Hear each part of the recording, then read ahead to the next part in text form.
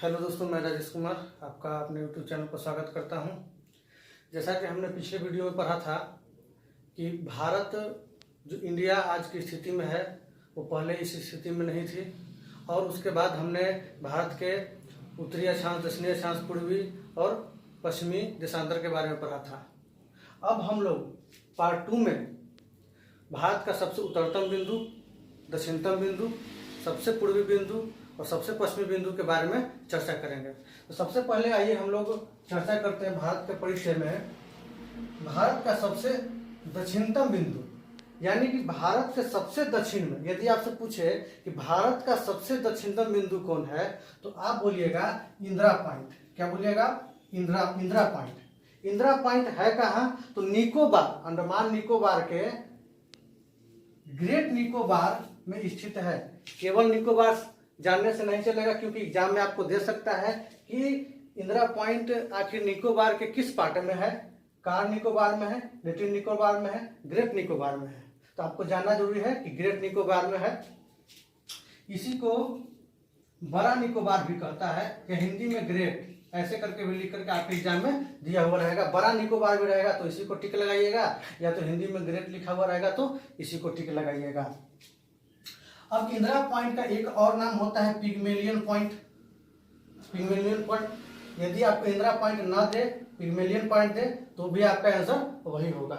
और इसका एक और नाम होता है पार्सन पॉइंट, यानी कि इंदिरा पॉइंट का दो नाम आपने देखा। तो इस चीज को आप याद कर लीजिएगा। अब यदि आपसे पूछे कि भारत के मुख्य भूमि का दक्षिणतम बिंदु क्या है, हमने अभी तक बताया कि भारत, संपूर्ण भारत, क्योंकि संपूर्ण भारत में आपका यहाँ पर लक्षद्वीप भी है, अंडमान निकोबार द्वीप समूह भी है, पूर्ण भारत में आता है। लेकिन भारत का मुख्य बिंदु की बात करें तो ये आपका मुख्य बिंदु यहीं तक सीमित है। यहाँ हमने ऑस्ट्रेलिया को दिखा दिया है। इस पॉइंट के बारे में आगे आने वाले वीडियो में आपको विस्तृत चर्चा मिलेगी। फिलहाल हम लोग भारत के मुख्य बिंदु यहाँ पर कन्याकुमारी, क्या है दोस्तों? कन्याकुमारी, जो तमिलनाडु राज्य में पड़ता है, जिसका एक और नाम है केप कैमोरिन। केप कैमोरिन नाम से भी इसको जाना जाता है, कन्याकुमारी को। तो यदि आपसे पूछे कि भारत का सबसे दक्षिणतम बिंदु क्या है, तो उसको बोलिएगा कन्याकुमारी या केप कैमोरिन। अब ये केप शब्द जो है, केप ये केप होता है क्या, इस चीज को समझिएगा। ये ज्योग्राफिकल वर्ड है, आखिर केप किसे कहा जाता है, तो ध्यान समझिएगा। मान लें कि ये कोई भूभाग है, ये भूभाग है और ये पूरा वाटर बॉडी है, पानी समुद्र से घिरा हुआ है बॉडी। तो वैसा संकरा पतला भूभाग जो तीन तरफ से पानी से घिरा हुआ हो, उसे क्या कहते हैं हम लोग? उसे केप कहते हैं। जैसे कि आप लोग यहाँ पर कन्याकुमारी को केप कैमोरिन भी दूसरा नाम है, या केप ऑफ गुड होप के नाम से भी आप लोग जानते होंगे। तो वहां भी आप देखते होंगे ये जो दक्षिण अफ्रीका है, तो दक्षिण अफ्रीका यहाँ पर केप ऑफ गुड होप है। ये जो एकदम संकरा भाग होता है, एकदम संकरा भाग होता है, पतला भाग होता है, जो तीन तरफ से पानी से घिरा हुआ रहता है। इस संकरे भाग को क्या कहते हैं? केप कहते हैं। तो एक ज्योग्राफिकल वर्ड है जो आपके नॉलेज के लिए बहुत ही इंपॉर्टेंट है। यहाँ पर केप, केप का मतलब होता है अंतरिप। अंतरिप यानी कि आशा अंतरिप या उत्तमाशा अंतरिप। यदि आपको इंग्लिश में केप लिखा हुआ रहेगा तो उसका मतलब है वैसा संकरा भूभाग जो तीन तरफ से वाटर बॉडी से घिरा हुआ हो, उसको केप कहते हैं या अंतरिप कहते हैं। उसको केप कहते हैं या अंतरिप कहते हैं। ये आपका हुआ भारत के दक्षिणतम बिंदु के बारे में। चलिए दोस्तों, आगे देखते हैं हम लोग अब भारत का पूर्वी बिंदु। भारत के सबसे पूर्वी छोर में कौन सा बिंदु है? पूर्व में आपका अरुणाचल प्रदेश, एपी, यानी कि अरुणाचल प्रदेश में वालांगू या किबिथु, या तो वालांगू देगा आपके एग्जाम में या तो किबिथु देगा।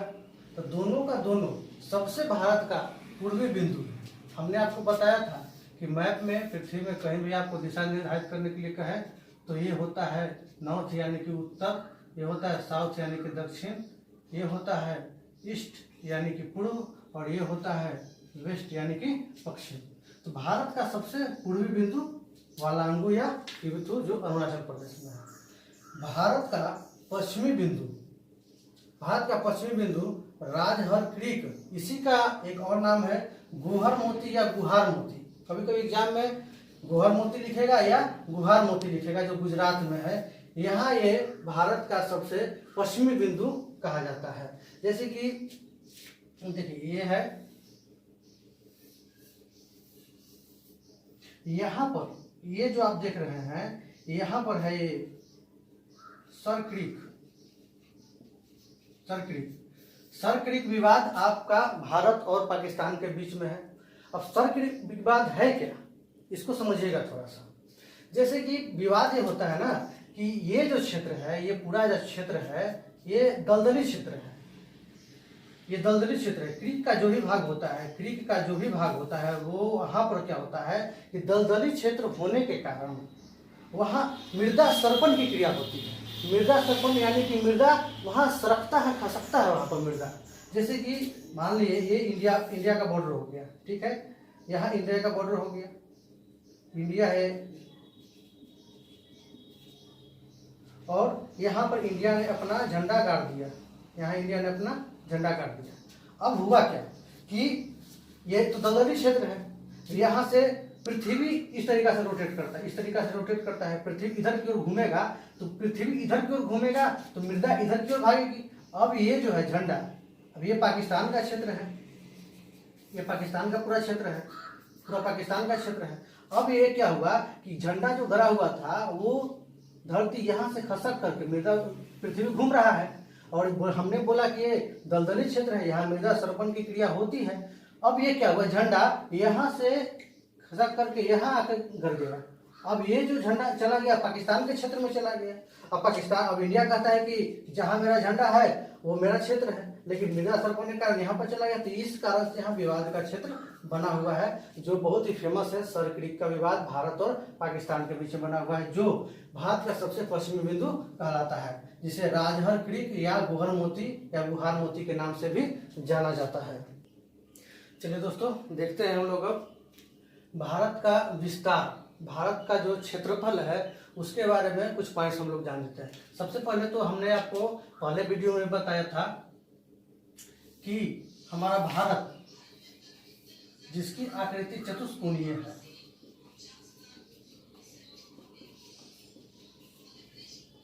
जिसकी आकृति चतुष्कोणीय है, जिसका ये हो गया नॉर्थ, साउथ, ईस्ट और वेस्ट। तो उत्तर से दक्षिण का विस्तार है, यानी कि ये जो विस्तार है, ये जो विस्तार है वो 114 किलोमीटर का है, और पूर्व से पश्चिम यानी कि इसका और इसका विस्तार जो है 233 किलोमीटर विस्तार है। भारत का कुल क्षेत्रफल 32,87,263 किलोमीटर, लेकिन 100वें संविधान संशोधन 1915 के द्वारा इसका क्षेत्रफल है 32,87,240 किलोमीटर।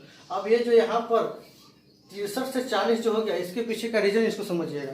हुआ था क्या कि भारत और बांग्लादेश का एक 1974 का एक एग्रीमेंट था, जिसको 2015 में आकर के पूरा किया गया। 2015 में आकर के उसको पूरा किया गया।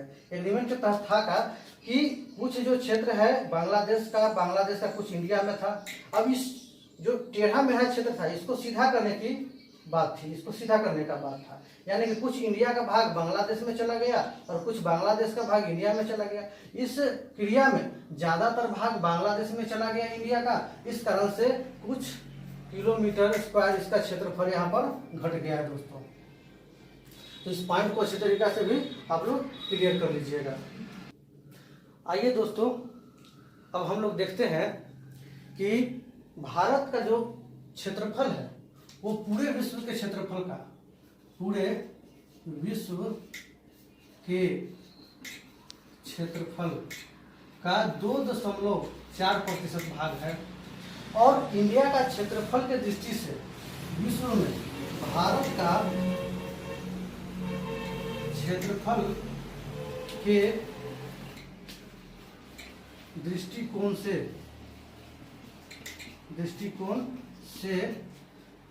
7वां स्थान है पूरे विश्व में।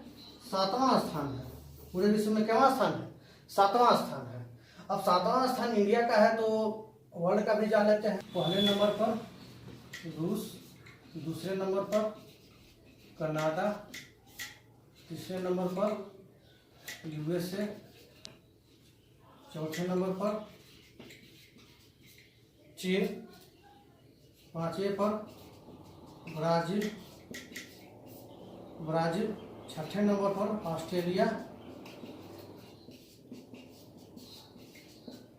ऑस्ट्रेलिया, और 7वें नंबर पर भारत। तो हमारा जो इंडिया है वो क्षेत्रफल के दृष्टि से पूरे विश्व के जो भूभाग है उसका कितना प्रतिशत है? 2.4% है। और भारत के दृष्टिकोण से पूरे विश्व में 7वां स्थान रखता है। तो हमने पूरा देख लिया जो आपके एग्जाम में यहाँ से सजाने के लिए भी आता है कि निम्नलिखित सीरीज को सजाएं देशों को जो क्षेत्रफल के दृष्टि से आरोही क्रम में है या क्षेत्रफल के दृष्टि से अवरोही क्रम में है। इस अनुसार से आपको याद कर लेना है। आइए देखिए, अब हम लोग भारत के थोड़ा जनसंख्या के बारे में जान लेते हैं। भारत का जो जनसंख्या है वो 2011 में जो जनगणना हुआ था, 15वीं जनगणना हुआ था, उसके अनुसार इसकी जनसंख्या 121 करोड़ है। अब इसके बारे में थोड़ा और जान लेते हैं कि पहली बार यानी कि फर्स्ट जनगणना कब हुआ था।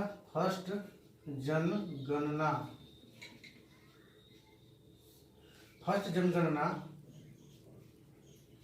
1872 ईस्वी में लॉर्ड मेयो के समय में हुआ था। यानी कि यदि भारत के क्षेत्रफल का जब हम चर्चा किए तो थोड़ा सा जनसंख्या का भी हम चर्चा यहाँ पर कर लेते हैं, क्योंकि हमने पढ़ा था कि क्षेत्रफल की दृष्टि से भारत विश्व में 7वां स्थान रखता है, वहीं जनसंख्या की दृष्टि से भारत विश्व में सेकंड पोजीशन रखता है, दूसरा स्थान रखता है। अब यहाँ पर क्वेश्चन थोड़ा सा जनसंख्या के लिए भी आपको है, ऐसे कि जनसंख्या का आपका एक विस्तृत वीडियो हम आपके सामने लाएंगे, लेकिन थोड़ा सा यहाँ पर आप इसको देख लीजिए। अब आपसे यहाँ से यदि पूछ देता है कि फर्स्ट नियमित जनगणना यानी कि पहली बार नियमित जनगणना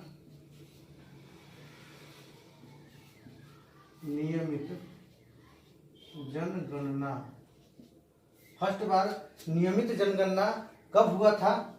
तो 1881 ईस्वी में लॉर्ड रिपन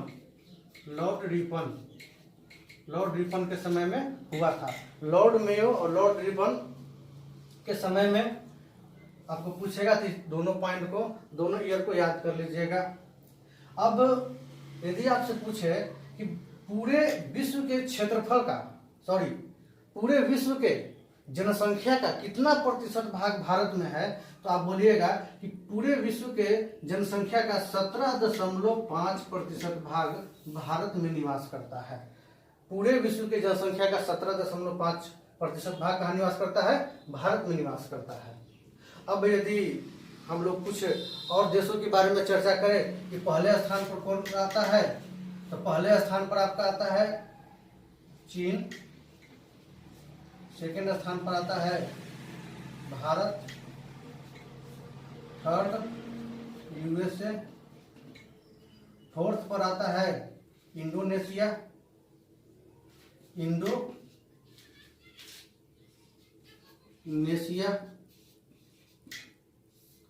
पांचवें स्थान पर आता है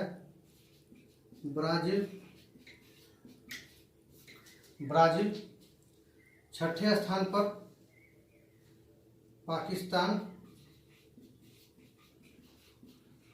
पाकिस्तान, उसके बाद बांग्लादेश, सातवें स्थान पर बांग्लादेश, आठवें स्थान पर रूस,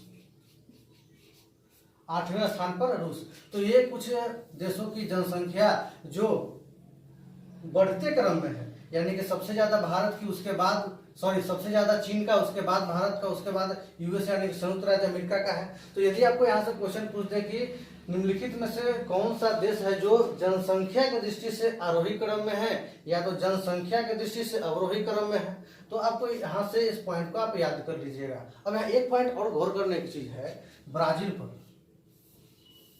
ब्राजील क्षेत्रफल की दृष्टि से भी 5वें स्थान पर आता है और जनसंख्या की दृष्टि पर से भी 5वें स्थान पर आता है। तो इस पॉइंट को आप लोग बहुत यथार्थ तरीका से इसको कंप्लीट कर लीजिएगा। दोस्तों इस पूरे पॉइंट को आप लोग याद कर लीजिएगा, अच्छी तरीका से कंप्लीट कर लीजिएगा। इसकी आगे की बातें हम नेक्स्ट पार्ट में फिर से आपके सामने लाएंगे, जो बहुत ही विस्तृत तरीका से होगा। हम वीडियो को ज़्यादा लंबा नहीं कर रहे हैं, क्योंकि ज़्यादा लंबा वीडियो होने से आप लोग बोर हो जाइएगा। तो आपके इंटरेस्ट को ख्याल करते हुए, इंटरेस्ट को ध्यान में रखते हुए हम छोटे छोटे वीडियो ही आपके सामने प्रोवाइड करेंगे।